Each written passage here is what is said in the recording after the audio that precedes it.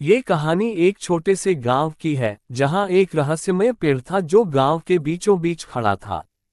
इस पेड़ के बारे में बहुत सी कहानियां प्रचलित थीं, लेकिन कोई भी पक्के तौर पर नहीं जानता था कि उसकी सच्चाई क्या है। गांव के बुजुर्ग कहते थे कि यह पेड़ कई सौ साल पुराना है और इसमें एक अद्वितीय शक्ति है। कहते हैं कि इस पेड़ की जड़ों के नीचे एक खजाना छिपा हुआ है, लेकिन जो भी उसे खोजने की कोशिश करता है, उसे कभी सफलता नहीं मिलती।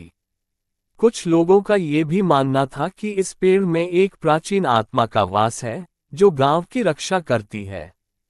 एक दिन गांव में एक नया परिवार आया। उस परिवार का एक लड़का अजय बहुत ही जिज्ञासु था। उसने गांव के लोगों से उस पेड़ के बारे में सुना और उसकी रहस्य की परतों को जानने के लिए उत्सुक हो गया। उसने अपने दोस्तों के साथ मिलकर तय किया कि वह इस रहस्यमय पेड़ के बारे में सच्चाई का पता लगाएगा। एक रात अजय और उसके दोस्त अपने घरों से निकलकर उस पेड़ के पास पहुंचे। चांदनी रात थी और पेड़ की छाया रहस्यमयी ढंग से फैल रही थी। उन्होंने पेड़ के चारों ओर घूमकर उसका निरीक्षण किया, लेकिन कुछ असामान्य नहीं पाया। फिर अजय ने पेड़ के तने पर हाथ रखा। अचानक उसे एक हल्की सी कंपकंपी महसूस हुई और पेड़ की छाल में एक छोटा सा द्वार उभर आया।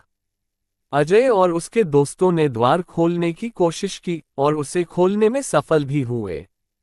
द्वार के पीछे एक सीढ़ी थी जो पेड़ के अंदर गहराई तक जा रही थी। सबने साहस बटोरा और सीढ़ियों से नीचे उतरने लगे। नीचे एक छोटी सी गुफा थी जिसमें एक पुराना सा संदूक रखा हुआ था। संदूक खोलने पर उसमें कुछ प्राचीन किताबें और एक चमचमाता सा पत्थर मिला। अचानक गुफा में एक धुंधली आकृति प्रकट हुई। वह एक वृद्ध व्यक्ति की आत्मा थी जो उन किताबों की रक्षा कर रही थी। उसने अजय और उसके दोस्तों को बताया कि ये किताबें और पत्थर गांव की प्राचीन धरोहर हैं और इन्हें संरक्षित रखना उनका कर्तव्य है। आत्मा ने यह भी कहा कि इन किताबों में प्राचीन ज्ञान और गांव की खुशहाली के रहस्य छिपे हैं।